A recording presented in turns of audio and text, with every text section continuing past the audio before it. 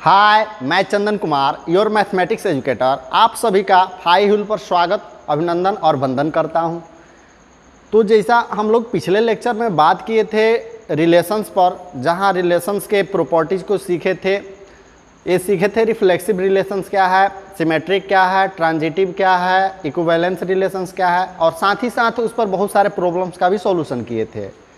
तो आज उसके बाद वाले टॉपिक पर हम बात करेंगे, जहां हम लोग स्पेशली फंक्शंस पर डिस्कस करेंगे। तो क्या होता है फंक्शंस, कैसे काम करता है फंक्शंस। आप जनरली अपने लाइफ में आसपास में फंक्शन शब्द का इस्तेमाल बचपन से करते आ रहे हैं, अपने सराउंडिंग में बहुत जगह मिला होगा फंक्शंस। बट रियल लाइफ में मैथमेटिक्स में फंक्शन का क्या रोल है, इस चीज़ को हम सीखेंगे। तो काफ़ी मज़ेदार आज का टॉपिक होगा। टॉपिक को स्टार्ट करने से पहले, लेक्चर को स्टार्ट करने से पहले आप सभी लोग अपना अटेंडेंस फटाफट बना लें। लाइक का बटन दबाएंगे और लाइक का बटन दबाते ही आपका आज का अटेंडेंस बन जाएगा। तो और साथ ही साथ देखेंगे इस फंक्शंस को हम कैसे रिलेट करेंगे, आपके रामायण और महाभारत से भी रिलेट करने वाले हैं। तो आप हमारे साथ अंत तक बने रहें, ताकि आप ऐसे इंटरेस्टिंग टॉपिक को आप समझ पाएंगे और फंक्शंस आपके लिए इतना आसान हो जाएगा जितना कि आप कल्पना भी न किए हों। और मैं बता दूं कि यह जो फंक्शंस है ना, मेनली कैलकुलस का बेसिक है। और बेसिक न कहें, इसको कहें कि यहाँ से हम कैलकुलस की शुरुआत करने जा रहे हैं और यहाँ बिगुल बज चुका है। तो चलिए देखते हैं क्या है फंक्शंस। तो यहाँ आप देखेंगे आज का लेक्चर 3 होगा, लेक्चर 3, जिसमें हम लोग फंक्शंस पर बात करेंगे और फंक्शंस सेट ए से सेट बी में फंक्शंस की बात करेंगे, यह कैसे काम करता है। तो देखेंगे थोड़ा सा हम रिकैप पर भी बात कर लेते हैं, जहां हम पिछले लेक्चर पर जिस टॉपिक पर बात किए थे, तो उन सभी टॉपिक को एक बार रिकॉल कर लें, एक बार रिफ्रेश हो जाए कि आगे उसकी आवश्यकता जब भी पड़े आपको कोई परेशानी ना हो। तो यहाँ देखेंगे, यहाँ जो फर्स्ट टॉपिक है वह कह रहा है relations are subset of A cross B. जब हम लोग सीखे थे दो सेट्स दिए हों ए और बी, तो इसके क्रॉस प्रोडक्ट क्या होता है, ए क्रॉस बी। तो ए क्रॉस बी के सबसेट को ही तो हम क्या बोलते हैं, रिलेशन बोलते हैं। बहुत बार पिछले लेक्चर को काफ़ी डिटेल्स में हम लोग डिस्कस किए थे, जहां ये बातें समझ पाए हैं। अगर बहुत सारे लोग, कुछ लोग ऐसे भी होंगे जो आज का लेक्चर फर्स्ट टाइम आज का लेक्चर ज्वाइन किए हों, तो वो प्लेलिस्ट में जाएंगे और पीछे के टोटल लेक्चर को 1 बाय 1 करके देख लेंगे, पढ़ लेंगे, समझ लेंगे। तो आगे की पढ़ाई आपके लिए काफ़ी आसान हो जाएगा, मज़ेदार हो जाएगा। उम्मीद है कि एक काम आप सब करेंगे। तो नेक्स्ट जो टॉपिक है उसको देख लें। कह रहा है कि नंबर ऑफ सबसेट्स, यहाँ हमें सबसेट्स की संख्या फाइंड करनी है। Number of subset of A cross B. अब बताएंगे ए कोई अलग सेट है, बी कोई अलग सेट है, उनके क्रॉस प्रोडक्ट का सबसेट कितना होगा। तो वो होगा number of relation defined from set A to set B. Set A से सेट बी में जितने भी रिलेशंस बनेंगे उसकी संख्या ए क्रॉस बी के सबसेटों की संख्या के इक्वल होगा। ये बात हम डिस्कस कर चुके हैं। साथ ही साथ number of subset is equal to क्या होता है, 2 टू द पावर n। इसके याद रखेंगे 2 टू द पावर n। साथ ही साथ number of A cross B is equal to number of A into number of B. ये भी बात पता है, इसका भी यूज किए हैं कि नहीं किए हैं। आप कमेंट करके मुझे बताएंगे क्या यह टॉपिक आप क्लियर कर पाए हैं। अगर नहीं किए हैं तो एक बार पुनः आप पिछले लेक्चर को देखेंगे। साथ ही साथ जो नेक्स्ट टॉपिक है वह कह रहा है number of relation which can be defined from A to B is 2 to the power mn। It means A और बी, ए में यदि सेट ए में m एलिमेंट्स हो, सेट बी में n एलिमेंट्स हो, तो आप बताओ सेट ए से सेट बी में कुल कितने रिलेशन बनाए जाएंगे। उसकी संख्या फाइंड करने के लिए हम क्या लेते हैं, 2 टू द पावर mn का प्रयोग करते हैं। कितना आसान है, जो हम लोग एक एक करके बहुत सारे क्वेश्चंस को किए हैं पिछले लेक्चर में, तो आप उसे देखेंगे ज़रूर। और साथ ही साथ ये लास्ट टॉपिक है relations can be represented in roster form as well as set builder form. तो ये भी बात हो चुकी है। किसी भी रिलेशंस को रोस्टर फॉर्म और सेट बिल्डर फॉर्म दोनों में हम एक्सप्रेस कर सकते हैं, जिसको हम लोग सीख चुके हैं। तो देखेंगे ये फर्स्ट टॉपिक को स्टार्ट करने से पहले आप देखोगे, फंक्शंस को स्टार्ट करने से पहले मैं आपसे बोलूँगा कि आप अपने मोहल्ला में ज़रूर हल्ला कर दें कि फंक्शंस काफ़ी इजी वे में 5 व्हील आपको सिखा रहा है। तो आप दूसरों को भी बताएं, अपने मोहल्ला में सभी लोगों को बताएं, उन सभी बच्चों को बताएं जो 12th क्लास में हो, जो जेई का प्रिपरेशन कर रहे हों। तो अब हम बात करेंगे कि फंक्शंस है क्या। देखेंगे आपको यहाँ क्या दिख रहा है, एक तस्वीर दिख रहा हो, और आप अपने सराउंडिंग में ऐसा तस्वीर कहीं देखे होंगे, याद करिए, रिकॉल करिए। आप बताएंगे ग्राइंडिंग मशीन, ग्राइंडिंग मशीन देखे हैं क्या आप, या किसी टाइप का आप मशीन ले लें। इसमें क्या होता है, ग्राइंडिंग मशीन जिसमें हम गेहूं को डालते हैं, इसमें क्या होता है, गेहूं को अगर डालते हैं तो उसमें ऑपरेशन होने के बाद जो आउटकम्स होते हैं, रिजल्ट होते हैं, आटा या फ्लोर के रूप में बाहर निकलता है।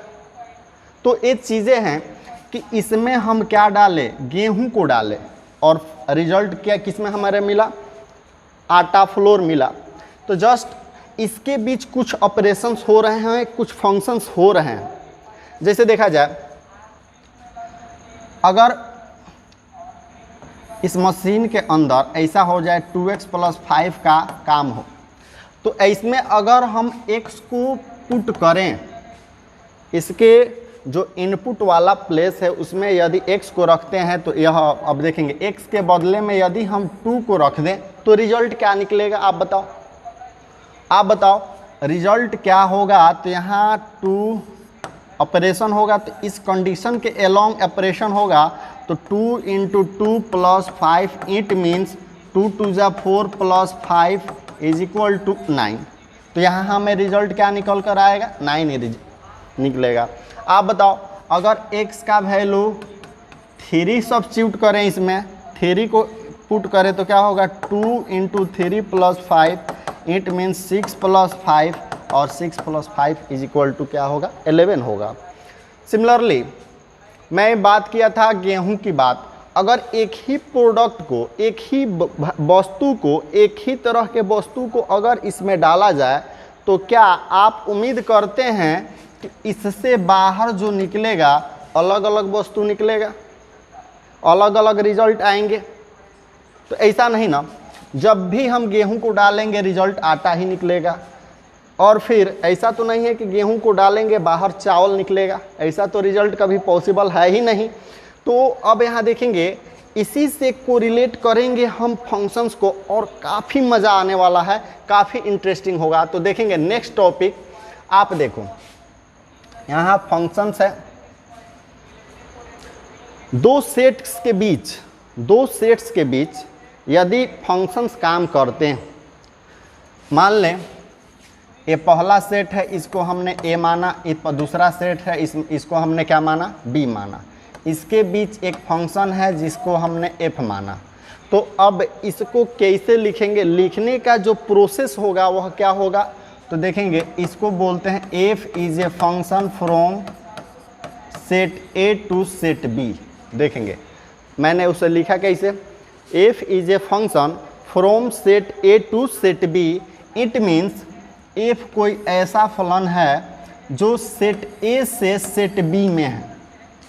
इट मीन्स आप यहाँ देखो, जहाँ हम लोग रिलेशन में बात किए थे डोमेन और रेंज की, तो यहाँ a के एलिमेंट्स को बोलते हैं डोमेन, और यहाँ b में जिससे यह रिलेटेड होता है उसको बोलते हैं रेंज, और साथ ही साथ सेट b को हम कोडोमेन बोलते हैं। तो यहाँ देखेंगे थोड़ा सा इधर आ जाते हैं पुनः, इसमें जो भी वैल्यू हम डालेंगे, ध्यान देना, जो भी वैल्यू डालेंगे वह क्या होगा, x, और x जो इसमें पुट करेंगे, रखेंगे, वह उसे बोलेंगे डोमेन, और जो आउटकम्स आएंगे, जो बाहर इससे निकलेगा, उसको क्या बोलते हैं, रेंज, है ना सा। तो आप देखो अब यहाँ वैसे ही कुछ कंडीशंस है। यहाँ ऐसा दो ग्रुप है, एक जो फर्स्ट ग्रुप है यह किसका ग्रुप है, बेटा यानी सन, और यहाँ जो सेकंड ग्रुप है यह ग्रुप है पापा, इट मीन्स फादर। अब आप सोचिए, इनके बीच रिलेशंस देखना है, और यहाँ हम ऐसे कह सकते हैं function is a special types of relation. Function is a special types of relation. तो स्पेशल टाइप का रिलेशन क्या है, क्या क्या कंडीशन होंगे, हम वन बाय वन करके सीखेंगे। थोड़ा सा इस टॉपिक को ध्यान में रखेंगे, मुझे विश्वास है कभी भी कंफ्यूजन आपको नहीं होने वाला है। तो यहाँ जैसे फर्स्ट ग्रुप को हमने क्या माना, इसमें जो लोग भी होंगे किसी न किसी के पुत्र होंगे। इधर का जो भी ग्रुप होगा इसमें जो लोग भी होंगे इसमें कोई ना कोई फादर होगा। तो आप सोचिए, आप मुझे बताओ कि दुनिया में कोई भी ऐसा इंसान नहीं है जिसका कोई फादर ना हो, है क्या? आप मुझे बताओ, कमेंट करो, दुनिया में कोई ऐसा इंसान है जिसका कोई ना कोई फादर ना हो? यानी डेफिनेटली दुनिया में जितने भी लोग हैं सबका कोई ना कोई पिता है, कोई ना कोई फादर है। लेकिन ये बात हम डेफिनेटली कह सकते हैं कि दुनिया में बहुत सारे लोग ऐसे हैं जिनका कोई ना कोई पुत्र नहीं है, जिनका कोई पुत्र नहीं। एक कंडीशन समझे, एक पहला कंडीशन को ध्यान में रखेंगे। पहला मैं क्या बोला, दुनिया में कोई भी ऐसा इंसान नहीं है, कोई भी ऐसा इंसान नहीं है जिसका कोई पिता ना हो। मीन्स डेफिनेटली दुनिया में जितने भी लोग हैं उनका कोई ना कोई पिता नहीं भी हो सकते हैं। तो ये बातें दो समझ में आई। इसके साथ साथ एक बात और इसमें जोड़ लो कि दुनिया में जितने भी लोग हैं उनके सिर्फ और सिर्फ एक फादर होंगे। कितने फादर होंगे? एक। लेकिन दुनिया में जितने लोग हैं, जितने भी फादर हैं, उनके एक से अधिक पुत्र हो सकते हैं। काफ़ी ध्यान से सुनने वाली बात है। दुनिया में जितने भी फादर हैं उनका एक ही पुत्र नहीं होगा, एक से अधिक पुत्र हो सकते हैं। अब यहाँ आप दिमाग लगाएंगे, मेरी बात अगर समझ में आ गई तो यहाँ आप दिमाग लगाएंगे, इसमें कितने पुत्र हैं? X, U, V, W, X, और इसमें और भी हम ऐड कर ले थोड़ा सा, वाई और जेड को भी इसी में शामिल कर दें। तो बताइए इस ग्रुप में कितने लोग हैं? 1 2 3 4 5 6 लोग हैं, 6 पर्सन हैं जो किसी न किसी के। तो ऐसा हो सकता है अगर हम u को 1 से मिला दिए तो आप बताइए यह जो रिलेशन है क्या फंक्शन कहा जाएगा? तो देखेंगे, मैं बोला था कि relation is a special types of function. तो आप बताओ, और उसमें यहाँ एक कंडीशन है कि अब हमें यहाँ ये चीज़ देखना है कि यह जो बेटा वाला ग्रुप है उसका कोई ना कोई पिता मिल ही जाना चाहिए, फादर मिल ही जाना चाहिए। तो इन सेंस आप बताओ, यहाँ यू का तो फादर मिला है लेकिन बाकी सब के नहीं है। इट मीन्स यहाँ फादर और सन के बीच में रिलेशन नहीं है। अगर हम भी को भी 1 से मिला दें तो इसका सेंस यह है कि यू और भी दो ऐसे पुत्र हैं जिनके फादर, जिनके पापा 1 है ना। फिर आप बताओ, हम डब्लू को भी हम चाहें तो 1 से मिला सकते हैं। फिर आप बताओ, एक्स को मिला देते हैं 4 से, वाई को मिला देते हैं 5 से, और जेड को जैसे हम किसी से और किसी अन्य से मिला देते हैं यह कंप्लीट हो जाता है। फादर यानी कि सन और फादर के बीच का रिलेशन कंप्लीट हो जाता है। इट मीन्स आप इधर के जितने भी लोग हैं सबके कोई ना कोई फादर मिल गया, और मिल जाने के बाद यह चीज़ है कि सबका एक सिर्फ और सिर्फ एक फादर मिले हैं। तो इन सेंस हम कहेंगे क्या कि यहाँ इसके बीच यह जो रिलेशन बना है अब यह फंक्शन में कन्वर्ट हो गया। अब आप सोचो कि यहाँ से हम भी को हम 3 से मिला देते हैं। भी को हम क्या किए हैं? 3 से मैच करा दिए। आप बताओ, अब यह जो संबंध है, जो रिलेशन था सन और फादर के बीच में, अब यह बचा रहेगा तो यह तो कैंसिल होगा, बिकॉज यहाँ यह कंडीशन हो जा रहा है कि जो भी है उसके कितने फादर यहाँ हो जा रहे हैं। आप सोचो बताओ, भी के यहाँ यानी कि यह जो ग्राफ है यह बता रहा है कि भी जो है 1 का भी पुत्र है और 3 का भी पुत्र है। तो क्या ऐसा पॉसिबल है? आप सोचो, कमेंट करो, मुझे बताओ। भी का किसी एक ही से तो रिलेशन हो सकता है, लेकिन यहाँ भी का रिलेशन 2 लोगों से हुआ है। तो इट मीन्स यह जो रिलेशन रहा यह रिलेशन ही कहे जाएंगे, फंक्शन नहीं कहे जाएंगे, बिकॉज फंक्शंस स्पेशली किसके किसके के बीच रिलेशन होगा, तो पुत्र और फादर के बीच का। तो अब हम बात कर लेते हैं, थोड़ा सा आगे बढ़ेंगे, बातें समझ में आ जाएगी। इसको डिफाइंड कैसे किया गया है ये बातें आप समझें, बहुत मज़ा आने वाला है। तो यहाँ देखेंगे, कह रहा है डेफिनेशन ऑफ फंक्शन, फंक्शंस का डेफिनेशन क्या है। तो कह रहा है A function F is a function A into B is defined, यह डिफाइंड है if every elements of A must have 1 image in B. अब यहाँ देखो, यहाँ इसको हमने माना सेट ए, इसको माना सेट बी, इसके बीच जो रिलेशन बन रहा है उसको हमने माना एफ। तो कह रहा है क्या, ए से बी में यदि कोई फंक्शन होता है तो उसका कंडीशन ए है कि ए के जितने भी एलिमेंट्स हैं उसका इमेज सेट बी में होगा। और कैसा इमेज होगा? 1 एंड ओनली 1, एक और सिर्फ एक एलिमेंट्स ही इमेज होंगे। इट मीन्स यहाँ कुछ लोग क्या करता है, ये बताता है क्या, यूनिक एलिमेंट्स। यूनिक जहाँ लगता है ये चीज़ आज आप समझ लें कि इसको गलत माना जाएगा, और इसके भी रीज़न को समझेंगे। फर्स्ट पहले जाने 1 एंड ओनली 1 कैसे हुआ। तो आप यहाँ देखो, यहाँ 1 का रिलेशन 1 से हुआ, से रिलेशन बना हुआ है। यहाँ सी का भी एक ही एलिमेंट से रिलेशन बना हुआ है, और डी का भी एक ही एलिमेंट से रिलेशन बना हुआ है ना। तो ऐसे रिलेशंस को हम क्या बोलेंगे? फंक्शंस बोलेंगे। अब बताओगे, आगे की कंडीशंस को थोड़ा सा देख लें। आप बताओ, यह फंक्शन होगा? यह फंक्शन होगा? कमेंट करके आप बताओगे। ए का 1 से तो हुआ है, इसको हम ए माने, इसको बी माने, इसके बीच में फंक्शन माने। तो आप बताओ, ए का 1 से हुआ है, बी का 2 से हुआ, लेकिन यहाँ सी का बोला है कि 1 एंड ओनली 1 से ही रिलेशन होना चाहिए, यानी इमेज होना चाहिए। तो आप बताइए कि इसमें सी का कितने इमेज बन रहे हैं? इमेज और प्री इमेज पर तो हम बात किए हुए हैं। तो आप सोचो, ए का इमेज 1 है, बी का इमेज 2 है, सी का इमेज कौन कौन सा हो रहा है? 3 और 4। लेकिन कंडीशन क्या लगाया है कि ओनली एंड ओनली 1 इमेज होना चाहिए। तो यहाँ 2 इमेज बने हैं, इस तरह से यह रिलेशन होगा, यह फंक्शन नहीं होगा, यह क्या होगा? रिलेशन होगा। रिलेशन होगा लेकिन फंक्शन नहीं होगा। आप इस बात को ध्यान से देखेंगे। फिर यहाँ देखिएगा, आप इसके एग्जाम्पल को बताएंगे। एफ है, इसको ए माने, यह बी माने, क्या यह फंक्शन होगा? तो देखेंगे, इसके जितने भी एलिमेंट्स ए में है उसके कितने इमेज हैं? 1 एंड ओनली 1 इमेज इसमें है। ए का देखेंगे 1, लेकिन एक ही इमेज 2 एलिमेंट्स के एक ही इमेज हो सकते हैं। मीन्स मैं बताया था, अगर यह फादर हो, क्या हो? फादर हो, तो इसके कितने पुत्र होंगे?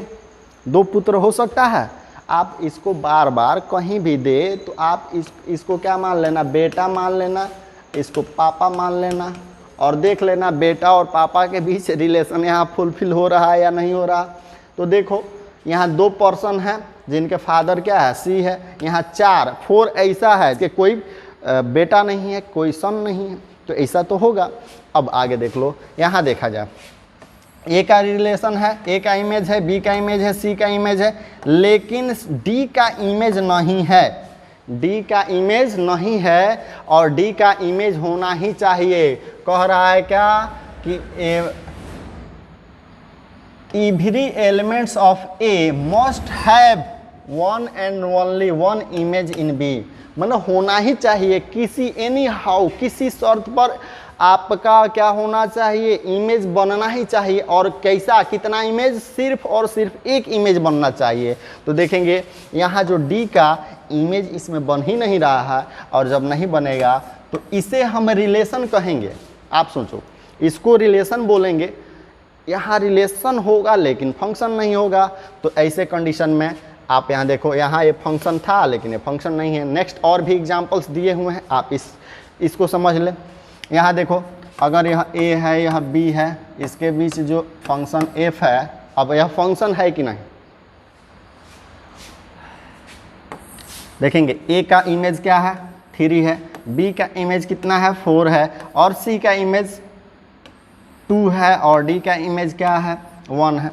तो सोचो इसके सभी एलिमेंट्स किसी न किसी से रिलेटेड है कि नहीं है, और कितने से रिलेटेड है, सिर्फ और सिर्फ एक से रिलेटेड है। तस्वीर को देखेंगे बहुत कुछ सीखने को मिल जाएगा, और आज आधुनिक युग के भी कुछ बातें यहाँ शामिल हो जाएगी। यहाँ देखेंगे काफ़ी इंटरेस्टिंग होने वाला है।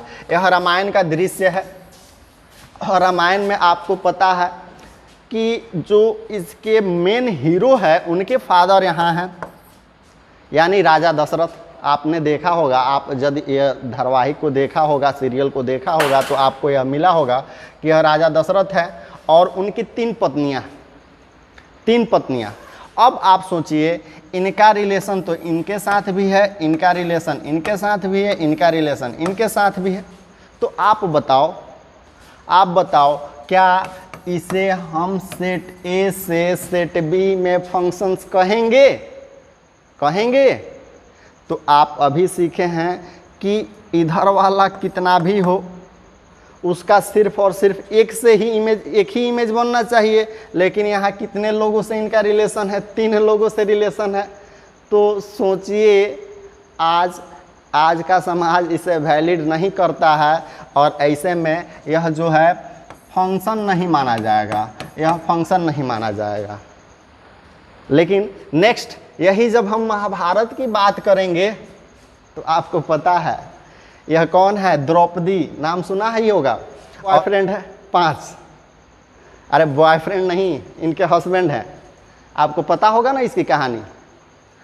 अर्जुन ने इनको क्या किया था, जीता हुआ था। और ऐसे में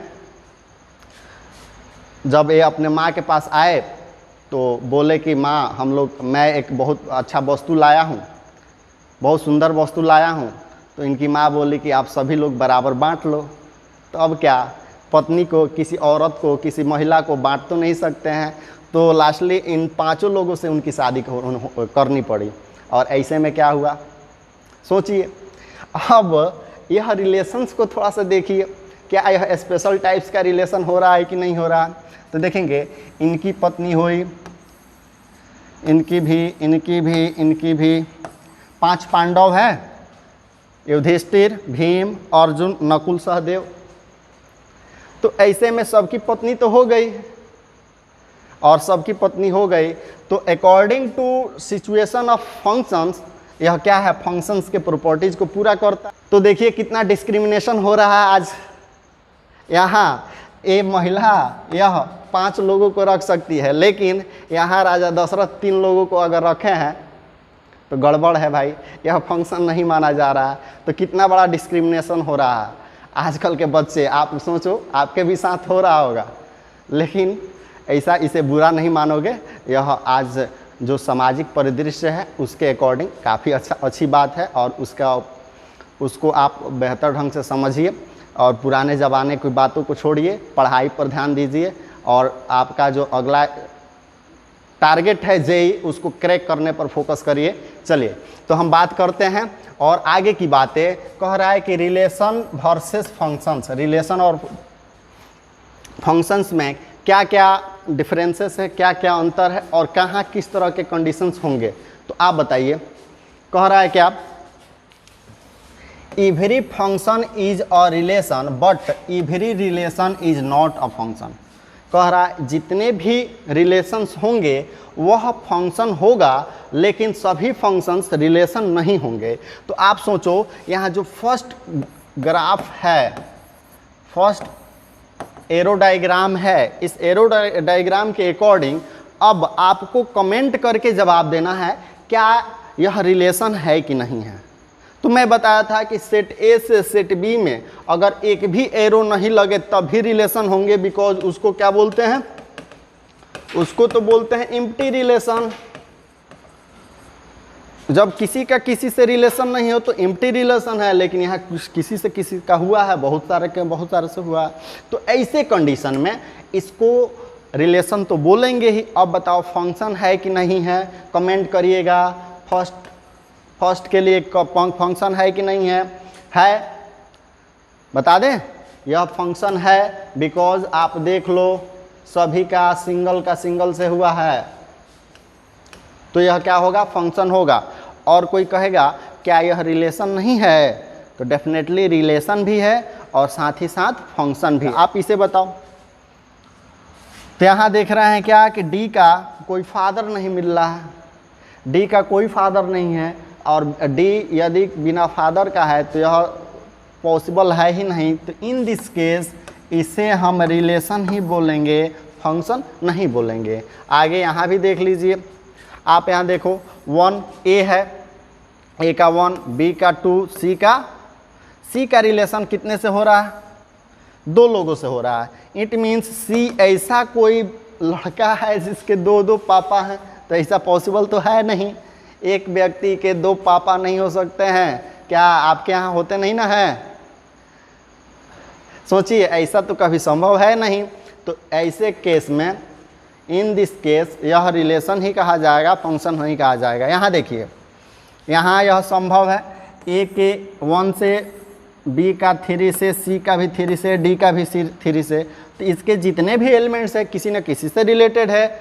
और यहाँ आपको देखने को मिल रहा है कि यहाँ 1 का जो सन है वो ए है, 2 का कोई नहीं है, और 3 के 3 सन है। तो यहाँ यह पुत्र और पिता के बीच, सन और फादर के बीच रिलेशन बन रहे हैं। आपको कमेंट करते हुए जाना है। अब यहाँ देखेंगे, यहाँ हम बात कर लेते हैं डोमेन, को डोमेन और रेंज। जहाँ तक कि हम लोग जब हम रिलेशंस पर बात किए थे तो वहाँ भी हम बात किए थे डोमेन क्या है, को डोमेन क्या है, रेंज क्या है। यहाँ हम सीख लेते हैं।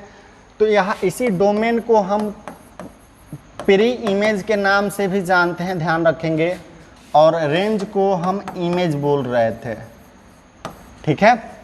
अब आप बताइए, यहाँ यह सेट ए है, सेट बी है, और इसके बीच यदि फंक्शन एफ है तो पहले तो ये बता लीजिए कि यह फंक्शन है कि नहीं। तो डेफिनेटली फंक्शन है, बिकॉज आप समझ गए हो। इतने सारे एग्जाम्पल के बाद भी यदि नहीं समझ में आती है तो कहीं ना कहीं दिक्कत है भाई। आप बताओ फंक्शन है तो इसके डोमेन कौन कौन से होंगे, तो इसमें इनपुट कौन कौन से हैं, किसको, जितने भी सेट ए के एलिमेंट्स होंगे, यदि यह फंक्शन है तो सेट ए के जितने भी एलिमेंट्स होंगे वह क्या कहे जाएंगे, फंक्शन कहे, उसके डोमेन कहे जाएंगे, उस फंक्शंस के डोमेन कहे जाएंगे। तो इन सेंस आप बताओ डोमेन कौन कौन से होंगे। तो हम सेट के फॉर्म में लिखेंगे, और लिखेंगे तो क्या लिखेंगे, ए बी सी डी। क्या लिखेंगे, ए बी सी और डी। आप बताओ डोमेन है कि नहीं है।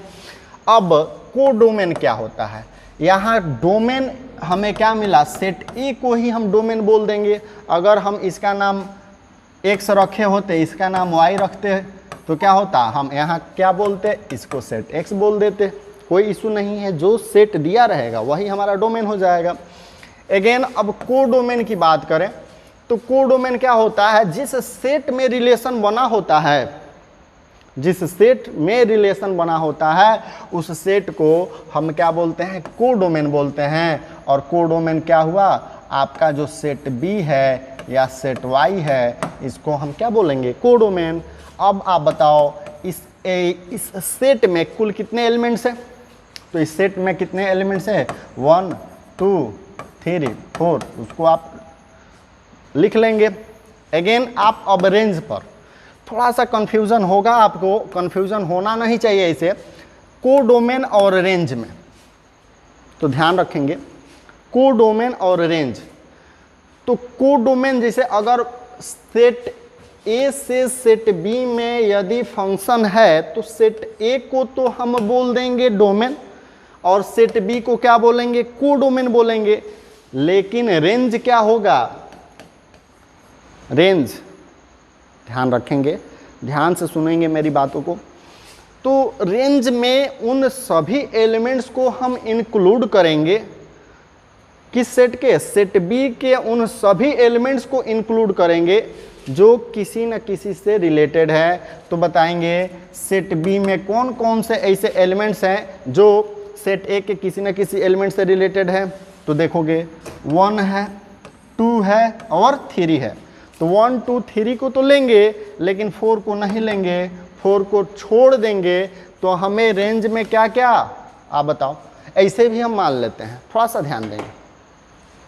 आप देखे होंगे तीर धनुष, जब हम धनुष से तीर को छोड़ते हैं तो क्या है, हम यहाँ जो हमारा एरो हुआ ना, वह क्या हुआ, हमारा डोमेन। और जब हम उसको छोड़ते हैं तो कहीं ना कहीं जाकर टकराता है, जिस बिंदु पर जाकर टकराएगा वो हमारा रेंज हो जाएगा।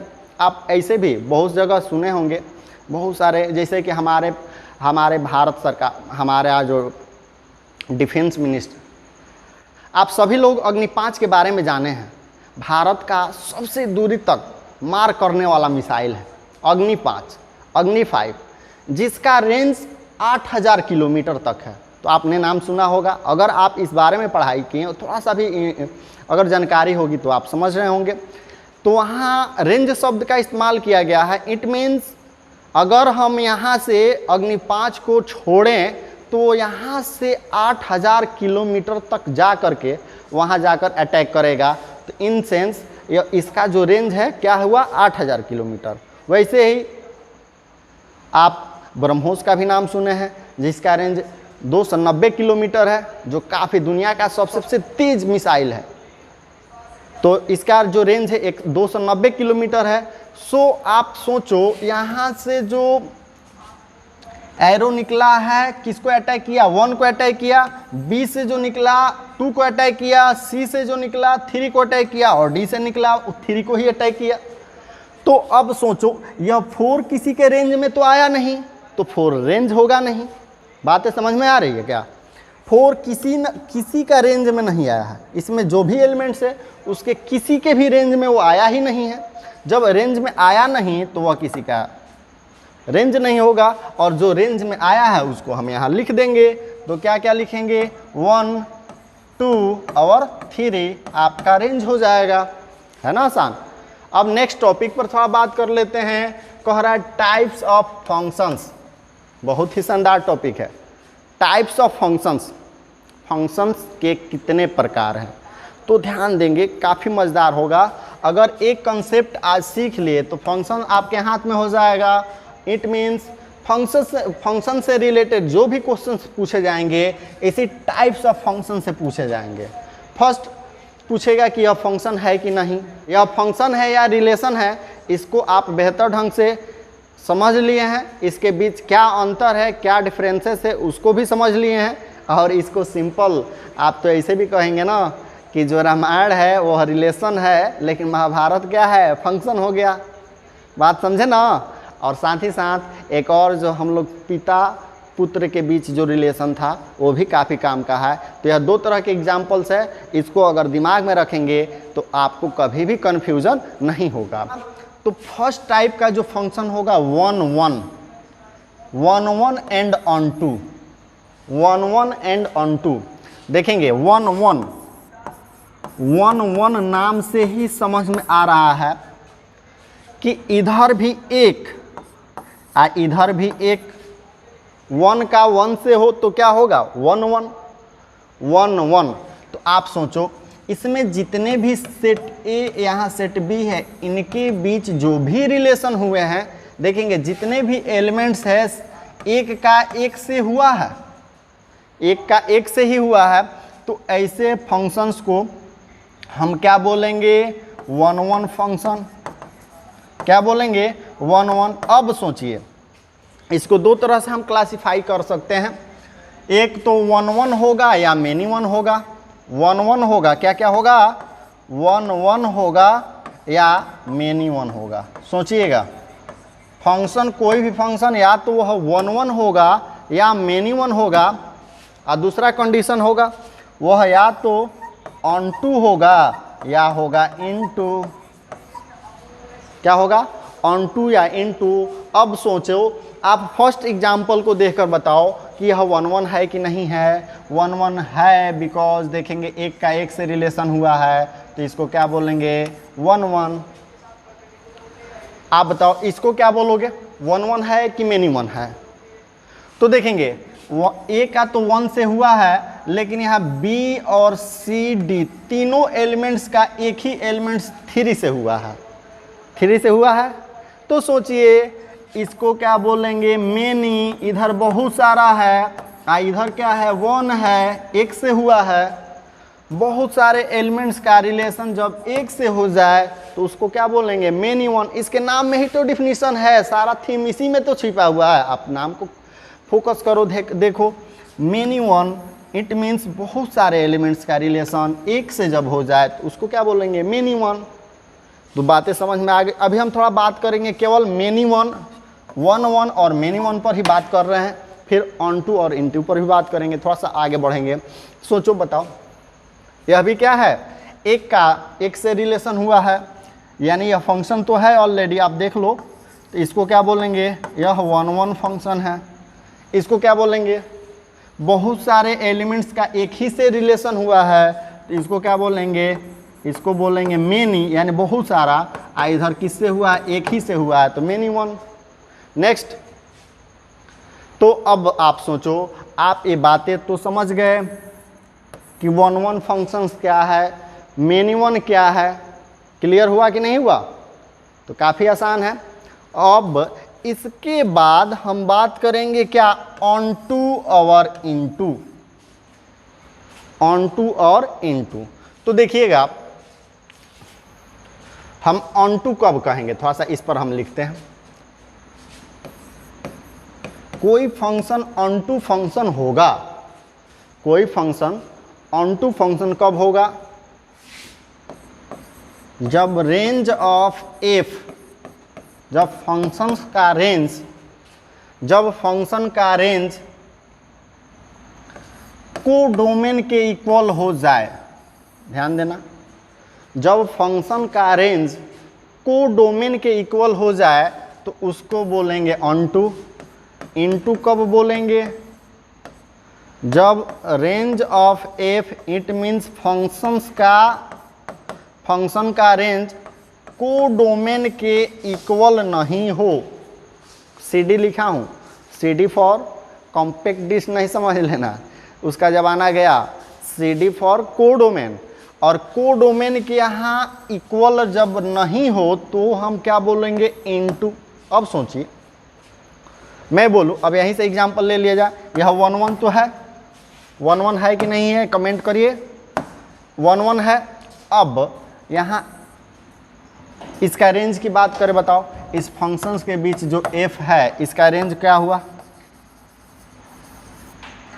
रेंज क्या हुआ? तो देखोगे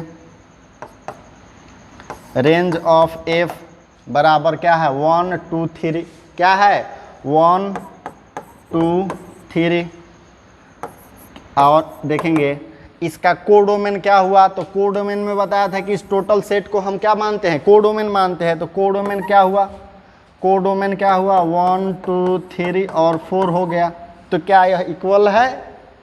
तो यह इक्वल तो नहीं है, यानी कि range of F is not equal to CD। तो ये क्या हुआ? देखेंगे इसमें जब एलिमेंट्स बच जाए, कोडोमेन में एलिमेंट्स बच जाए, तो इन सेंस हम इसको बोलेंगे क्या? Into function. देखेंगे यहाँ इसका रेंज क्या हुआ? इस फंक्शंस का रेंज क्या हुआ? इसका रेंज क्या हुआ? Range of F is equal to 1 2, है ना? इसका रेंज 1 2 है। और इसका कोडोमेन भी क्या है? कोडोमेन, इसी सेट को ना कोडोमेन बोलते हैं। तो कोडोमेन में कौन कौन से एलिमेंट्स है? 1 और 2, 2 ही एलिमेंट्स है। तो देखेंगे यहाँ इक्वल हो गए, यानी इसके जितने भी एलिमेंट्स हैं वह किसी न किसी से रिलेटेड हो गए। जब रिलेटेड हो जाए तो उसको क्या बोलते हैं? उसको बोलते हैं ऑन टू। क्या बोलते हैं? On to.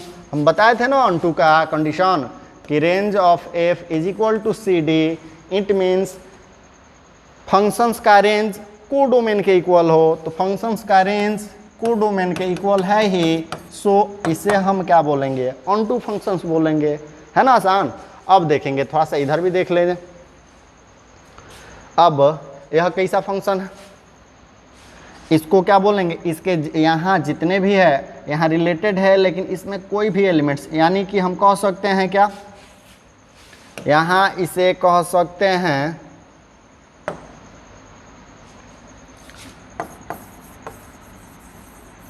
Range of F.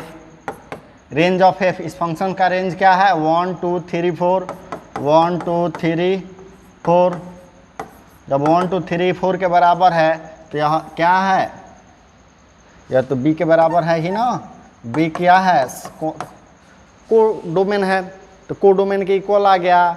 It means यहाँ इस सेट का कोई भी ऐसा एलिमेंट्स नहीं है जो इससे रिलेटेड नहीं है, तो यानी सभी एलिमेंट से रिलेटेड है। सो हम कहेंगे क्या? यह 1 1 फंक्शन है, साथ ही साथ ऑन टू भी है। तो आप बता दो, इसमें बच गया, साफ सुथरा दिख रहा है कि नहीं? इसमें एलिमेंट्स बच जाए, तो जब बच जाए तो इन टू, और नहीं बचे तो ऑन टू। देख लो, यहाँ नहीं बचा है तो ऑन टू, यहाँ बच जाए तो इन टू, है ना आसान।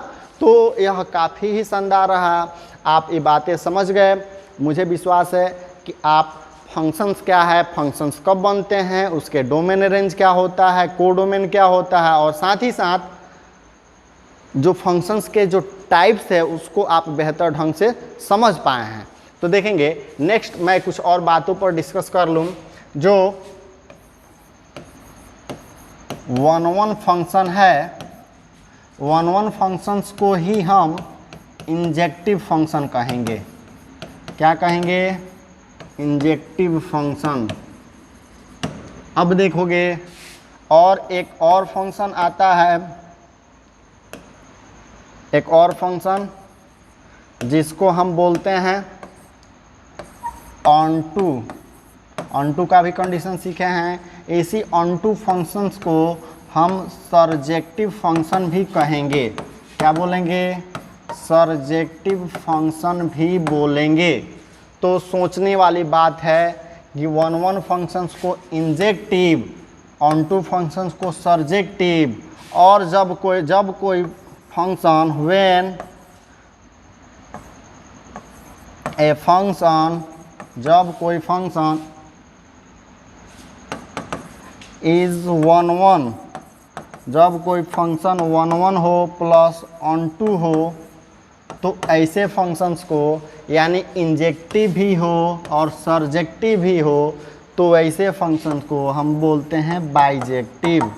ध्यान रखने वाली बात है, बाइजेक्टिव फंक्शन। ये रहा 1 1 function, many one function, onto function, into functions. अब इसके प्रॉपर्टीज को हम लोग नेक्स्ट लेक्चर में डिस्कस करेंगे, जहां इसके प्रॉपर्टीज, इसके कंडीशंस और इससे रिलेटेड प्रॉब्लम्स का भी सॉल्यूशन करेंगे।